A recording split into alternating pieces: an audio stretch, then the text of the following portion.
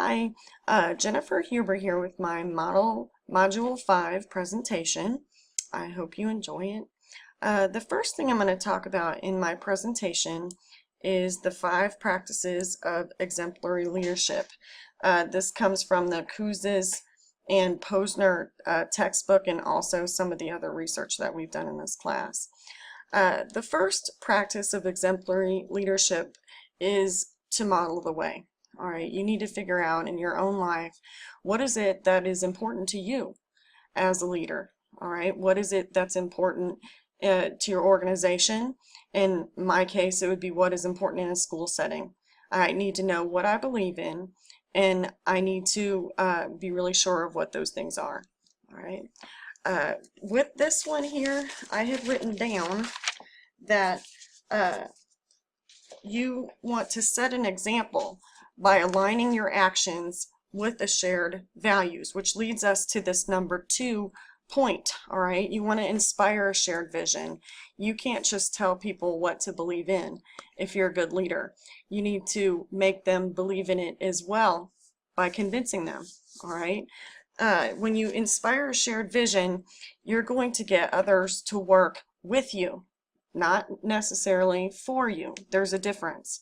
All right, you want to challenge the process. Okay, and the notes that I had written on challenge the process is you want to continually learn as a leader. You want to always make progress. You want to be innovative. You want to make change happen. You want to learn something relevant every opportunity that you have, and then share it with others. Okay, this is reminds me of adult learning theory, and you want to make sure that you reflect on experience, then engage in new behaviors based on your reflections. And you can encourage that with who you're working with, or who your employees are, your teachers, whoever you're working with. But you definitely want to challenge the process. There's always improvement that can be made. Even the best of schools, you can fine-tune things and make things better. Personally, I work in a very challenged, high poverty middle school in South Kansas City, and I always kind of look for what is it that we can change. How can I be innovative? With this, I had sent a email to the principal about hallways. We have a real big problem with truancy, and I suggested an idea, and I was really happy because she took me up on my idea. I challenged the process, and now we have our hallways are 100% covered with staff members the entire school day. And she took the time to thank me during our staff meeting, and even the teachers are like, oh, we're so glad that there's less truancy now because we have eyes on every single hallway. So you definitely want to challenge the process, and you want to enable others to act. If you're a leader, you're not sitting up in a chair ordering others to do your bidding. You're down in the trenches with the others, helping. All right, this is going to make your people that work for you want to work for you harder, because they're working for themselves too. Remember with number 2 that you inspire shared vision of what it is that your organization wants to accomplish. All right, and in a school, what you're looking for is successful students, happy students, safe students. And when you enable others to act, when you give teachers the ability to make decisions, you're encouraging them to work harder for you. All right. The last one, encourage the heart, I think is the most important one, personally. With encourage the heart, let me get that page in my notes here. All right. You want to recognize contributions by showing appreciation for individual excellence. And this isn't just like a casual, hey, thanks, Bill. All right. It could be on occasion, but you want to be genuine in your thank yous to other people for what they do, because when you do that, and even if you think in your own heart, you know, it feels nice to be appreciated. All right, workers are going to work harder for a leader that they believe appreciates them, because it does, it encourages their heart. All right, you want to create a spirit of community in your building. All right, you want to be personally involved.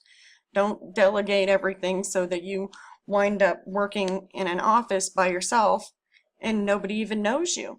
That's not a good way to be a leader. All right, if you want to be an exemplary leader, then these 5 practices are really an awesome way of going about it. Now I'm going to switch the slide here to this one right here, and you can see I'm going to move this little picture again. All right, this YouTube video, I'm not going to show it to you, but it's about inclusive leadership, and it's not too long of a video, but what it does is it talks about how inclusive leadership embraces everybody. All right, everybody brings something to the table. All right, and if you are, as a leader, figuring out what is important to you, you need to really understand that everybody brings something, and you need to be appreciative of differences wherever you're at, because differences in race, class, you always, of course, have to be an equal opportunity employment, gender differences, equity differences. When you're an inclusive leader, everybody knows that you understand and appreciate differences, and you value differences in everybody, because everybody has something to contribute in their own way. All right, so that was a really good video, and I did like that one a lot.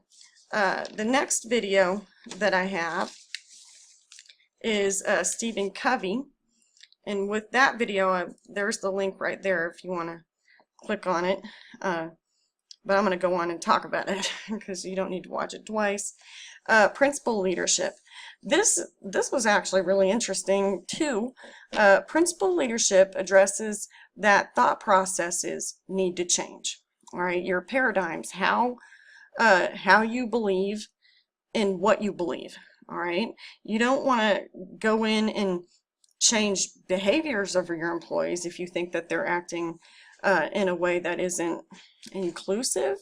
All right, you want to try to figure out, and maybe this is even in someone's own personal life, you know, if you're working on yourself, you can change your paradigms. The behavior will change on its own. So you're not just working on behaviors, you're working on the reason why those behaviors occur.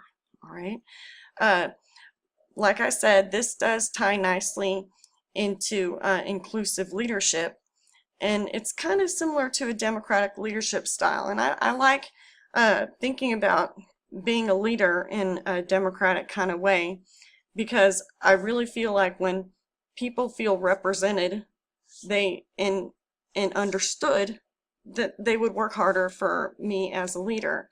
My personal goal is to one day be an instructional coach in an urban high poverty setting, because I believe in these kids, and they're hard kids, their reading levels are low, and they got so many things kind of working against them, and we lose almost half the staff every year. And it's sad to me, because we need teachers with experience that have a big old heart to help these kids. And I feel if I'm working on my leadership skills, then I can be a better instructional coach to better convey information to new teachers and hopefully keep them in the urban setting. That's all I have for the video. I really appreciate the opportunity to do this assignment, so thank you for that, and I hope you liked it. Have a great night. Bye-bye.